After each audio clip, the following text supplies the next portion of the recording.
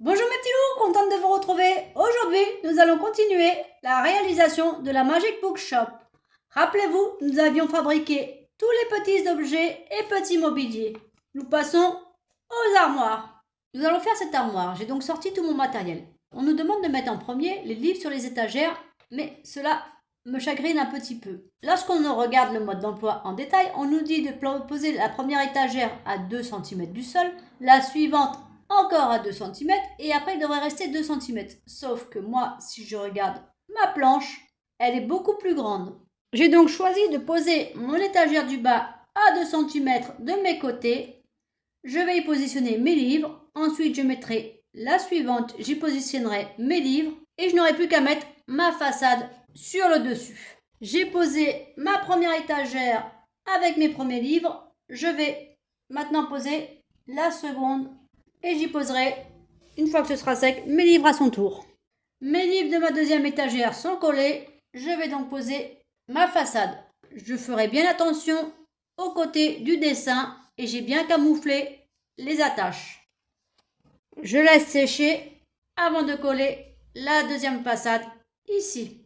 Ma façade est collée, je n'ai plus qu'à coller le toit dessus en laissant dépasser de chaque côté. Mon meuble est en train de sécher. Il me restait des petites boules dorées de mes précédentes miniatures. J'ai décidé de mettre une petite boule dorée sur chacune de mes portes de mon armoire pour faire poignée de porte. J'ai préparé les planches pour l'étagère suivante. Il faudra bien faire attention car elles se ressemblent beaucoup mais sont différentes les unes des autres. Ici, comme dans le livre, j'ai la E10, E11, E4, E5, E3, E2. Et je vais maintenant les assembler. Pour cela, je vais mettre un petit point de colle dans les renfoncements de chaque côté et je vais incruster ma pièce. Je continue avec toutes mes pièces en faisant bien attention au sens des pièces. Faites bien attention en haut au petit dessin et en bas, c'est des petits crochets. La première partie de mon étagère est faite. Ici, il faut encastrer la H2 dans le petit carré. Pour positionner la H6, je mets de la colle sur les petits endroits où elle va reposer. J'ai bien fait attention au sens, donc les deux petits trous vont à l'avant. Et je la clipse. J'appuie bien pour qu'elle reste bien collée. Et il n'y a plus qu'à la laisser sécher à son tour. Toutes mes planches ont été collées. J'ai bien fait attention avant de les encastrer et de les coller, de vérifier avant si je les positionnais dans le bon sens. Maintenant, nous allons positionner la LED et les petites planches du haut. On n'oubliera pas de retirer la sorte de petit os qui est à l'intérieur de vos pièces. Pour encastrer ma LED, j'appuie sur les fils délicatement et je pousse. Ensuite, je n'ai plus qu'à clipser avec un tout petit peu de colle mes 3 pièces du haut. Mon étagère est prête. Je vais la laisser sécher. Pour ce meuble, je vous conseille d'encastrer les objets avant d'encastrer l'étagère dans la façade. J'ai découpé ma feuille 4-1 que j'ai collée sur ma feuille A1 en faisant attention au sens grâce aux petits trous. Nous allons devoir y coller dessus différents accessoires. Pour nous aider à poser correctement les objets qui vont être accolés sur notre planche, nous avons des petits pointillés à chaque emplacement. Je vais donc coller mes objets. Avant de coller mes meubles, j'ai fait un premier montage à sec pour m'assurer du positionnement des pièces et ne pas faire d'erreur. Donc pour le miroir, j'ai décidé, je vais directement le couper au format de cette pièce sans prendre de mesure pour être sûr qu'il soit de la bonne taille. Maintenant, j'attaque le collage. J'ai aussi collé directement mon miroir. Je vais continuer à poser le reste de mes pièces en mettant des petits pointillés. J'ai avancé un petit peu, je laisse bien sécher et je place à la place suivante en m'assurant avant de la poser qu'elle est au bon endroit. Surtout prenez votre temps, ne vous précipitez pas. Une erreur ici peut entraîner que votre booknook ne se ferme pas. À ce niveau-là, on fera bien attention de mettre les arrondis vers nous et les angles droits au fond. Pour le miroir, je le nettoie au fur et à mesure avec du tissu à nettoyer les lunettes. qui permet d'enlever toute la poussière qui se pose dessus pendant qu'on est en train de bricoler. Le meuble du bas est posé. Je vais le laisser sécher avant d'entamer le meuble du haut. Je prépare mes pièces à l'avance, je les ponce, je camoufle les attaches avec un peu de feutre et je vérifie avant de coller l'emplacement de chaque pièce pour être sûr de ne pas faire d'erreur. Tout ce qui allait sur ma façade est collé. Il ne me reste plus qu'à laisser sécher, puis je disposerai les petits objets qui vont sur la cheminée. La première face de cette miniature est faite. J'y ai aussi déposé quelques objets que nous avions fabriqués ensemble un peu plus tôt. J'ai préparé ce qui allait nous servir pour la petite façade suivante. Pour le G6, G15, je n'ai pas détaché la fenêtre. J'ai tout laissé ensemble et je vais juste essayer de l'ouvrir sans la détacher complètement pour garder l'attache au maximum. Donc je pousse délicatement sans la défaire. J'y mettrai un petit peu de feutre pour enlever les petites traces des attaches, en bas ici aussi, puis je collerai comme ceci ma fenêtre. Pour ce petit côté, j'ai collé mes petits objets et ma fenêtre. Ici, pour la fenêtre ouverte, j'ai rajouté sur les deux petits battants une vitre. Pour cela, j'ai pris une feuille de papier transparent imprimable pour rétroprojecteur. Il ne me reste plus qu'à coller mon interrupteur. Un petit peu de colle d'un côté.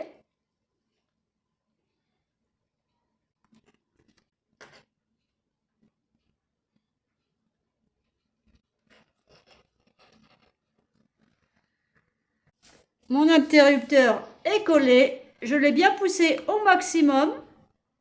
Et je vous montre aussi les petites vitres que j'ai rajoutées. Je n'ai plus qu'à laisser sécher. Je peux donc passer au toit.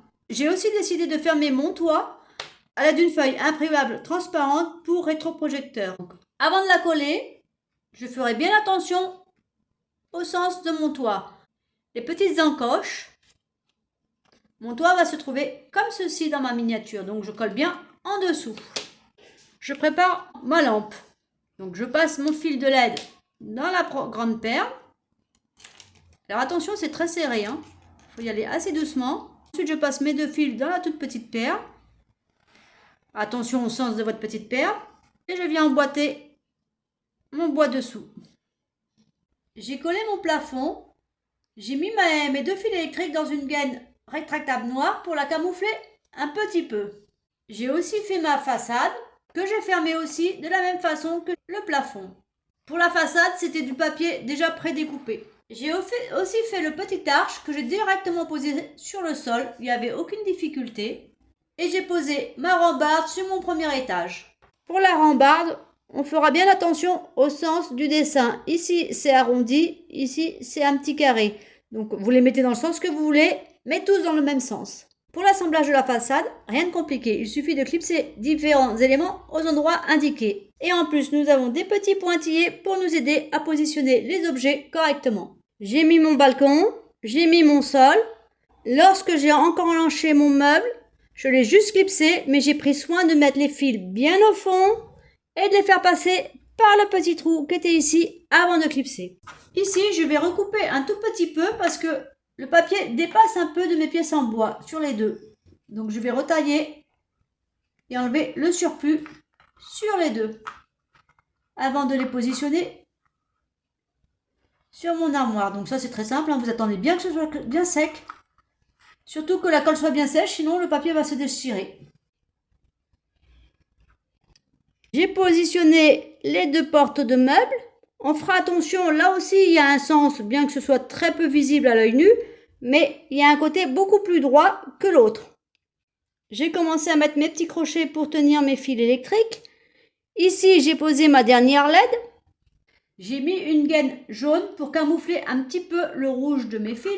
Certains fils étant très courts, au lieu de clipser et après de faire mon branchement où je n'aurai plus beaucoup de marge, je vais d'abord faire mon branchement électrique et ensuite je clipserai l'ensemble de mes fils. Pour cela, il va falloir dégainer les fils sur un bon centimètre.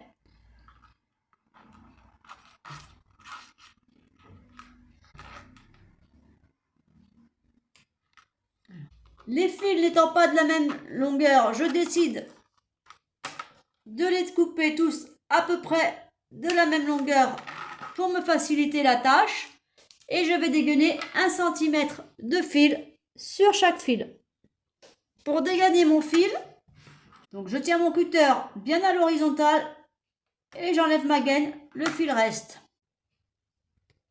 Et je passe au fil suivant. Pas peine de se stresser, on y va doucement, bien à l'horizontale. Je fais ça sur tous mes fils, y compris ceux du boîtier et de l'interrupteur. Dans le kit, on vous fournit du papier collant pour faire l'isolation de vos fils. Je préfère faire avec de la gaine rétractable, donc je remplace systématiquement mon papier par de la gaine.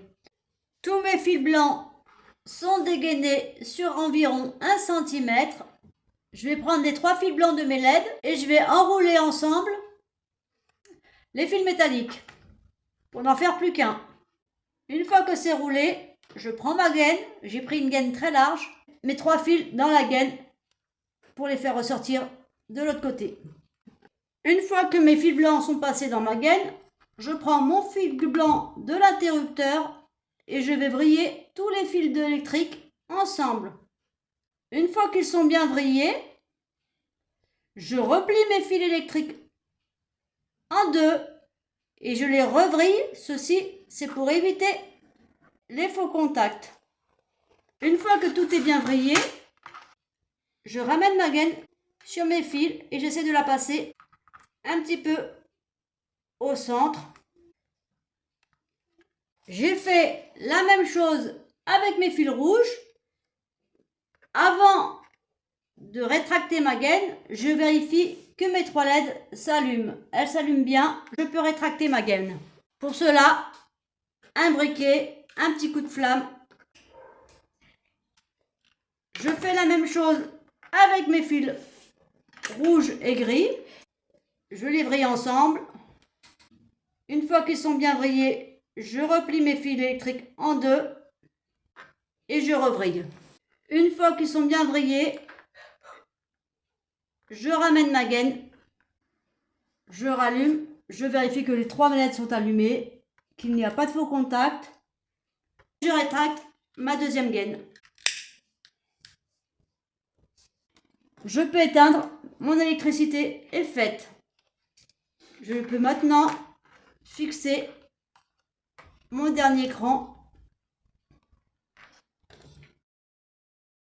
Une fois mon électricité faite, j'ai juste emboîté mon côté pour refermer et insérer mon petit meuble. Avant de fixer la charnière, faites attention à son sens.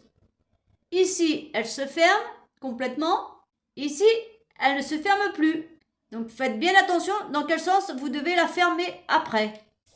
Il s'agit juste de poser la charnière à l'emplacement prévu à cet effet et de visser. À cause du bouton poussoir qui est en dessous de ma petite façade, j'ai utilisé des supports qui n'appuient pas sur le bouton poussoir pour me permettre de tenir mes charnières ouvertes pendant que je visserai. Mes charnières sont fixées. Vu que les vis débordaient un tout petit peu de l'autre côté, j'y ai mis un petit bout de scotch pour protéger ma feuille qui va servir de couverture pour éviter qu'elle passe à travers. Comme indiqué dans le manuel, je vais installer les objets qui vont dans cette étagère. Tous les objets que nous avions fabriqués sont déposés. J'ai mis les petits livres ici. J'ai mis tous les livres dans mon étagère. J'ai posé ma chaise, ma table. J'ai posé mon tas de livres ici et ici. Un cadre ici. Une affiche. Le parchemin, au lieu de le mettre couché, je le mets un peu plus droit pour qu'il cache un peu les fils. J'ai déposé mon meuble à livres ici. Ma table avec le livre ouvert ici. Le pot à parchemin ici. L'échelle tout au fond pour cacher le fil du bout. Il ne nous reste donc plus qu'à coller le papier des façades. Donc rien de particulier, on découpe nos papiers et on colle avec de la tacky glue, la colle à papier. J'ai mis ma colle et j'ai retourné mon bookshelf le temps que la colle prenne. Pendant ce temps, j'en profite pour découper mes papiers qui vont me servir de couverture. Les façades de mon Book Nook sont collées.